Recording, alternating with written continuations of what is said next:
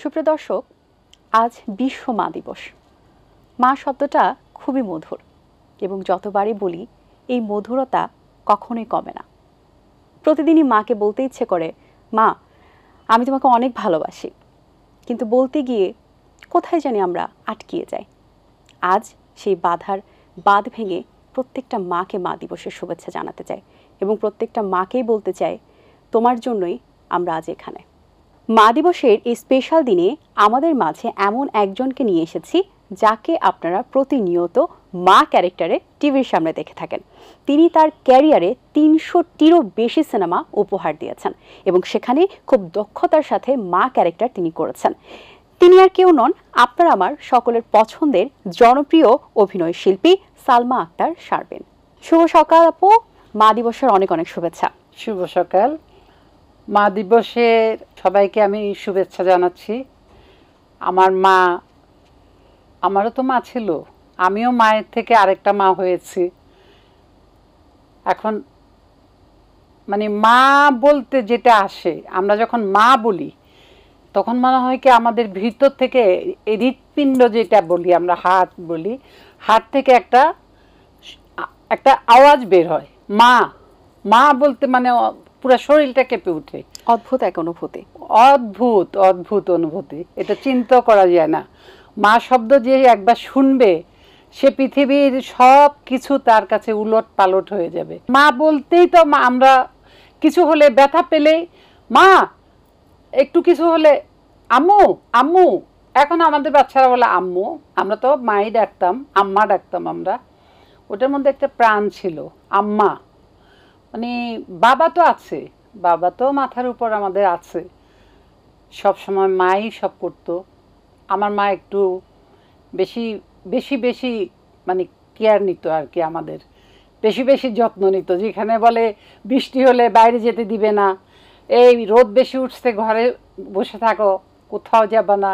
আপু আপনি যেটি বলছিলেন মাকে নিয়ে আসলে আমরা যতবারই বলতে চাই ততবারই শেষ হয়ে যায়। এবং মা দিবসে শুধু মাদের জন্য না, প্রতিটা দিনই মাদের জন্য, এবং প্রতিটা দিনই মাকে সকাল রাত বিকেল সবসময় বলতে ইচ্ছে করে, মা তোমাকে অনেক ভালোবাসি। তো এই যে মার অনুভূতি এবং মা যেভাবে আমাদেরকে আদর করেন, আসলে বলতে গেলেও আমি ইমোশনাল হয়ে যাই। আজকে আসলে মাকে খুব বলতে ইচ্ছে করছে যে ইভেন তো সকালে যখন আসি তখনও মনে হয় মার চেহারাটা দেখলে একটা অন্যরকম এনার্জেটিক ফিল হয়। দিন শেষে যখন বাসায় যাই মাকে দেখলে এনার্জেটিক ফিল হয়। সো আপনার মার সাথে আপনার অনেক মেমোরিজ আমরা জানি, এবং আমরা জানি যে দুঃখিত আসলে আপনার মা বেঁচে নেন, কিন্তু মার সাথে যে স্মৃতিগুলো, সবচেয়ে কোন মজার স্মৃতিটা আপনাকে এখনো মনে করায়? আসলে সবচেয়ে মজার স্মৃতি আমার মায়ের সাথে অনেক আছে। আমি তো বড়, আমার মায়ের, আমি প্রথম সন্তান, আমিও একজন মা হয়ে মায়ের পেট থেকে জন্মেছি। যাই হোক, এখন আমার মায়ের বয়সও তখন কম ছিল, আগে তো অল্প বয়সে বিয়ে হতো বেশি, আমারও তো অল্প বয়সে বিয়ে হয়েছিল। যাই হোক, আমরা সেই স্টোরিতেও আসবো। হ্যাঁ সেটাই। এখন মায়ের সবসময় আমার চুল ছিল অনেক, প্রচুর চুল ছিল, একদম ঘন, হ্যাঁ হাঁটু ঘন লম্বা চুল ছিল। মাকে কখনো ধরতে দিতাম না, মাঝে মাঝে উকুন হইতো। এখন মা ওইটা বাঁচতে যাবে, তেল লাগাতে যাবে, কি করতো আমি দিতাম না। এখন মা আমার ফ্রকটা পায়ের নিচে পেঁচিয়ে ধরে, চেপে ধরে তা বসে তারপর চুল আশ্রাইতো। আর আমি তো কখন একটু হাতটা সরবে পালাই যাবে, দৌড় দিতাম, আর যে আমার ফ্রকের কুচিগুলো সব পিছন দিয়ে ফুটফুট ফুটফুট করে ছিটতে থাকতো। আর আমার মা তখন টানতো আর বলতো, এখন কোথায় যাবি, এখন তো আমার কাছে আসবি। আসলে জড়াই ধরতো, ধরে একটা আদর করে দিয়ে বলতো একটু বসো, চুলটা সুন্দর করে আমি বেঁধে দিচ্ছি। আর সবসময় আমরা তখন কলা বেনি করতাম, বেনি করে লাল ফিতা দিয়ে দুটা পেঁচিয়ে কলা বেনি করে দিত, দিয়ে বলতো কি এখন আর চুলটা খুলবা না, চুলটা এরকমই থাকবে, সুন্দর থাকবে, এগুলা। আর সবচেয়ে মানে আমার কষ্ট যেটা লাগে, যেটা আমার ছোটবেলায় না বড়বেলায়, আমার বাচ্চা হয়ে গেছে তখন, আমারও 14 বছর বয়সে বিয়ে হয়েছে, আমার বাচ্চাও হয়েছে 15 বছর বয়সে। আমার মা তখনও, আমার মায়ের কাছে আমি একটা বাচ্চা। সকালে আমার মায়ের কাছে যখন থাকতাম, আমি আসতাম, মা কখনো সকালে ডাকতো না, কখনো ডাকতো না। 11টা বাজলেই খাটে ঠিক কোনায় যেয়ে বসে মাথায় হাত বুলা দিও আর বলতো উঠবা না, নাস্তা খাবা না, নাস্তা খাওয়ার সময় হয়েছে না, উঠো, পেটে কিন্তু পিত্তি লেগে যাবে, উঠো উঠো, এরকম করে করে তুলতো। আমার মা যখন মারা যায়, আমার ওই স্মৃতিটা মানে আমি কি বলবো, তখন আমার কাছে মনে হতো কি খাটের উপর আমি ফিল করতাম যে খাটে কেউ বসছে, মনে হয় আমার মাথায় হাত দিছে, আমি লাফ দিয়ে উঠে যেতাম, আম্মা আম্মা আম্মা আম্মা। আম্মা তো আর নাই। এই খুব আমার মানে আমার মা মারা যাওয়ার পরে আমি 3 মাস অসুস্থ ছিলাম পুরা। আপনার মা তো আপনাকে অনেক ভালোবেসেছে, আপনি অনেক আপনার মাকে ভালোবেসে। অনেক ভালোবেসেছেন। মায়ের কোন গুণটা যেটা আপনি আপনার মধ্যে হয়তো বা আনতে পেরেছেন, অথবা মনে হয় যে আমার মায়ের ওই গুণটা আমার মধ্যে থাকলে আরো ভালো হতো? আরো ভালো হইতো। অনেক গুণ আছে, এখন কি বলবো। তার মধ্যে কোন গুণটা মনে হয় যে আমার মধ্যে এটা আমি আসলে যেমন ঈদে আনতে চাই? ঈদে ঈদের সময়, রোজার ঈদে বেশি করে, রোজার ঈদে আমার মা অনেক কিছু রান্না করতো। আমার সবচেয়ে প্রিয় ছিল সেমাই, সেমাইয়ের জর্দা। সেমাইয়ের জর্দা বেশি করে নারিকেল দিয়ে মজা করে রান্না করে। হ্যাঁ, ঘি দিয়ে ওটা ভাজা ভাজা হইতো একদম, আচ্ছা। মানে এরকম করে ধরলে এরকম পড়ে যাবে আর কি, এরকম আচ্ছা, ঝরঝরা করতো। আচ্ছা। আমার ওইটা প্রিয় ছিল। মা ওইটা করে আলাদা করে এক বাটি তুলে রাখতো আমার জন্য। ভাই বোন ছিলাম বেশি, আমরা তো 5 বোন 1 ভাই, অনেক ভাই বোন ছিলাম। সবাই বলতো কেন এত রাঁধছো, কে খাবে? না ওইটা থাক, আলাদা থাক, ওইটা ওইটা আমার জন্য মা রেখে দিত সব সময়। আর মায়ের রান্না আমার কাছে মনে হয় আমার মায়ের রান্না শ্রেষ্ঠ রান্না। এই রান্নাটা কেউ আমরা কখনো পারবো না। রাইট, মায়ের হাতে আসলে আলাদা ধরনের অনেক একটা চেষ্টা করি। ভালো লাগা, ভালোবাসা, আদরই একটা রান্না আসলে। এই যে কিছু না, কিছু না, পোলাও কোরমা যাই হোক সবই সবাই খায়। একটা তিতা করলা, উস্তা বলে, উস্তা, আমার মা যেটা করতো ওইটা আমি এখন পর্যন্ত করতে পারি না। আমার মায়ের ওই জিনিসটা দিয়ে আমি পুরা ভাত খেতাম, আমার আর কিচ্ছুর দরকার ছিল না। কিন্তু রান্নার হাতটা তার অনেক চমৎকার অনেক ছিল। চমৎকার, আমার মায়ের রান্নার হাত অনেক ভালো ছিল। আচ্ছা আপু, তারপর তো আপনিও মা হয়েছেন। ওই বাচ্চা আমার মাই পালছে। ওই মেয়ে এখন বড়, আমার মেয়ে বড়। মেয়ে বলে যে তুমি কি কি বুঝবা আমার এই কষ্ট, আমি তো তোমার পাইনি, তুমি তো আমাকে কোলেও নাও নাই। মা কেমনে কোলে নিব, আমার তো ভয় লাগতো, মনে হয় যে নিলে মনে পড়ে যাবে, একটা ভয় ছিল। আপনার বয়স তো তখন অল্প ছিল, আসলে একটা অনুভূতি আসারও তো একটা ব্যাপার আছে, একটা ব্যাপার থাকে, প্রাপ্তবয়স্কর একটা ব্যাপার আছে। পরে 2 ছেলে হয়েছে আমার, পরে 2 ছেলে হয়েছে। মেয়ে 5 বছর হওয়ার পরে আমার বড় ছেলে হয়েছে। তখন একটা অনুভূতি কাজ করেছে, ইয়েতে আসছি, তখন আমি ফিল্ম আসছে। 20 বছরের একটা মেয়ে ইন্ডাস্ট্রিতে ক্যারিয়ার করতে এসে প্রথম কাজই সে করেছেন তার মা ক্যারেক্টার, তার মায়ের ক্যারেক্টার, এবং জনপ্রিয় অভিনয় শিল্পীর সাথে। সেটা আসলে নাম বললে দর্শকরা এখনই বুঝে যাবেন, সেটা আপনার মুখেই শুনতে চাই।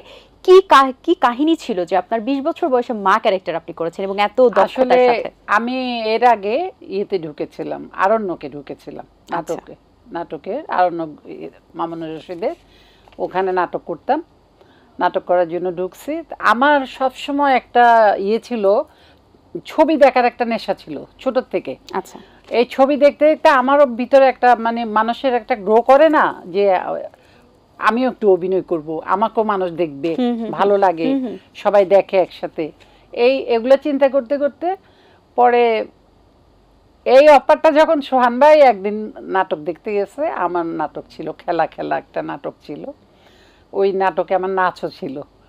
আচ্ছা, নাটকের মধ্যে নাচও ছিল, মানে একটু অন্য টাইপের নাটকটা ছিল, মামুন ভাইয়ের লেখা।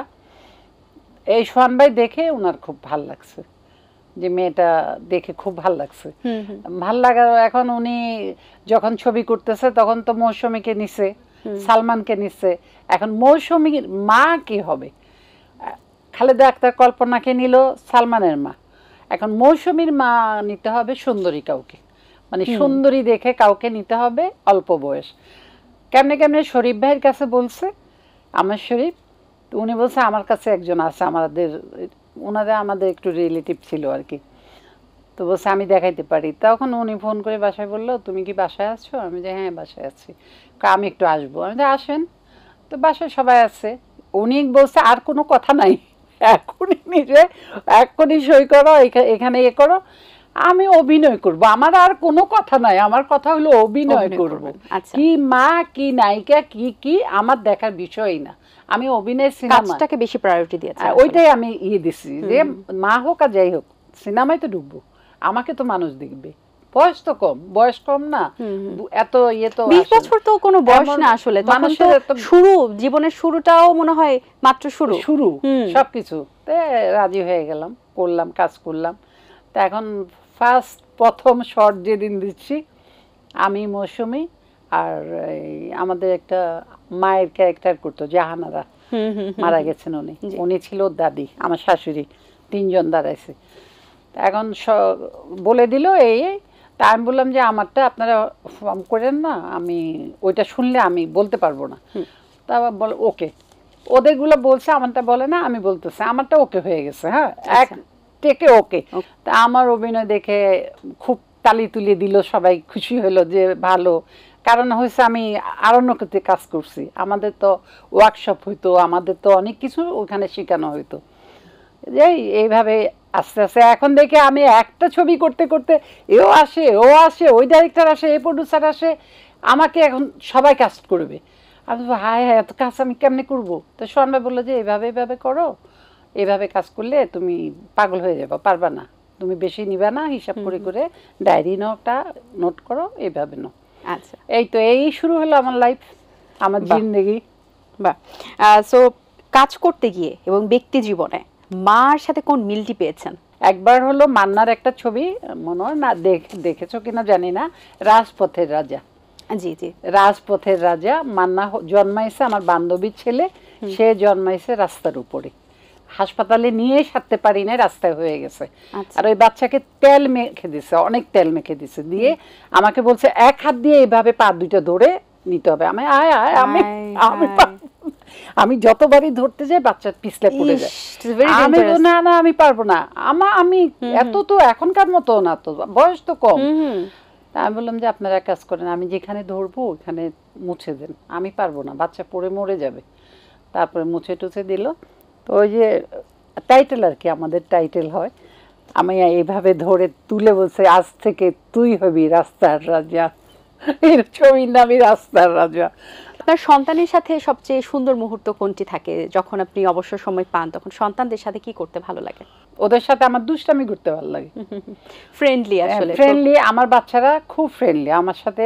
আমি মারা তো মারে, তাই না, বাচ্চাদের দুষ্টামি করলে মারে। এখন আর মারতে পারেন না। আমি আমার বাচ্চাদের কখনো একটা থাপ্পড়ও দিই নাই, কখনো থাপ্পড় দিই না। একদিন খালি ছোটটারে, আমার ছোট ছেলে যখন, তখন তো আমি ছবি করতেছি, তখন হয়েছে খালি ওই গোসল করতে যে সাবান নিয়ে দুষ্টামি করতেছে, মার দিছে, তুমি মারলা কেন, তোমার সাথে কথা বলবো না। আমি এই একটা আমার বাচ্চারা খুব দুষ্টামি করতো, কিন্তু আমার ভালো লাগতো আমার বাচ্চারা যে আমার সাথে দুষ্টামি করতো। আমি না মাঝে মাঝে বসে বসে চিন্তা করতাম, ওরা দুষ্টামি আমার সাথেই তো করবে, আমি তো মা ওদের, আমি তো ওদের মা, ওরা কোথায় যাবে, আর আমি তো কোথায় বের হতে দিতাম না। এবং মার কিন্তু আসলে মার পাশাপাশি বন্ধু হওয়াটাও জরুরি। বন্ধু হওয়া জরুরি, কারণ একটা বাচ্চার একটা বয়সের সময় পর্যন্ত কিন্তু তার প্রবলেম থেকে শুরু করে তার ভালো লাগা, তার খারাপ লাগা, যা কিছু আছে, এই কমফোর্ট জোনটা কিন্তু বাচ্চাদের দেওয়া উচিত, যাতে বাচ্চারা ছুটে এসে মাকে ছাড়া অন্য কাউকে না বলতে হয়। ওই কমফোর্ট জোনটার জন্য আসলে দরকার। আজকের এই দিনে আসলে সন্তানদের উদ্দেশ্যে একজন মা হিসেবে আপনার কি বলার আছে? সন্তানদের উদ্দেশ্যে আমার একটাই বলা আছে, সেটা হলো সন্তানরা যখন কখনো যেন মাকে কষ্ট না দেয়। আমার এই জিনিসটা আমি বিশ্বাস করো আমি না নিতে পারি না, জাস্ট নিতে পারি না। অনেক সময় দেখায় না, নাটকও দেখায়, ছবিতেও দেখায়, মাকে কষ্ট দিচ্ছে, মাকে এই দিচ্ছে, বাস্তবেও হচ্ছে, কিন্তু আমি কিন্তু এই জিনিসটা আমি নিতে পারি না। আমার কাছে মনে হয় কেন এত কষ্ট করে বাচ্চা জন্ম দিই, এত কষ্ট করে বাচ্চা মানুষ করি, এই বাচ্চারা তখন, আমার ছোট ছেলে খুব রাগ। আমি বললাম যে কি ব্যাপার তোমার এত রাগ কেন, ইগো বেশি তোমার? বলে কি ইগোটা কোথায় পাইছি? আমি কোথায় পাইছো? তোমার থেকে। আচ্ছা আমার ইগো বেশি? হ্যাঁ তোমার ইগো বেশি, এই জন্য আমি পেয়েছি। ও সবসময় এটা বলে, কিন্তু বড়টা আবার না, বড়টা খুব হাসি খুশি জলি, খুব জলি মাইন্ডের বড়টা।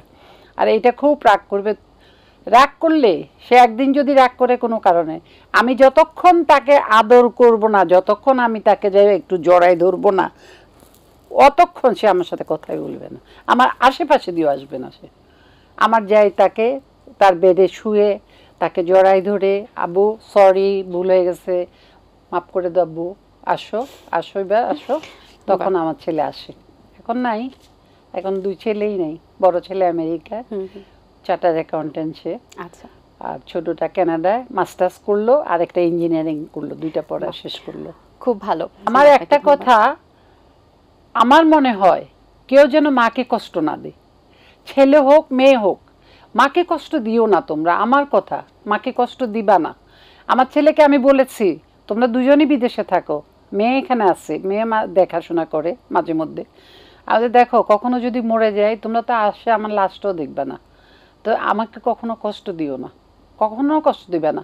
এই যে 2 দিন ফোন না করলে আমি পাগল হয়ে যাই, ফোন করে না কেন। ওর বাবাকে বলি এ ফোন করো, তুমি ফোন করো, তুমি ফোন করো। তারপরে আমরা ফোন করে কথা বলি, ওরা বলে কি আমরা তো একটু বিজি আছি, এই আছি। যাই হোক, আমার সবার কাছে, সব মেয়েদের কাছে আমার একটাই অনুরোধ, ছেলেদের কাছেও, শুধু মেয়েরা মাকে দেখে আমি জানি, অনেকটা দেখে, কিন্তু ছেলেরা অনেক সময় বিগড়ে যায়।